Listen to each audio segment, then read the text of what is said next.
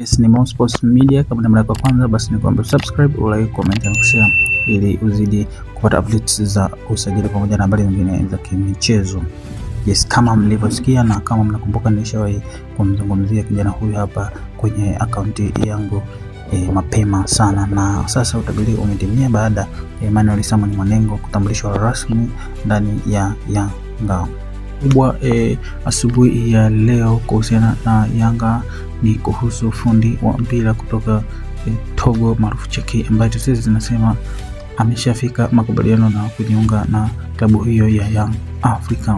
Yes, habari nyingine kubwa asubuhi ya leo Disemba 30, 2025 kwenye dirisha hili dogo la usajili ni kuhusiana na taasisi za usajili zimehamia kwa kiungo mkabaji Kisiki Mohamed Damaro Kamara ambaye anatarajiwa kumalizana na Yanga Sports Club.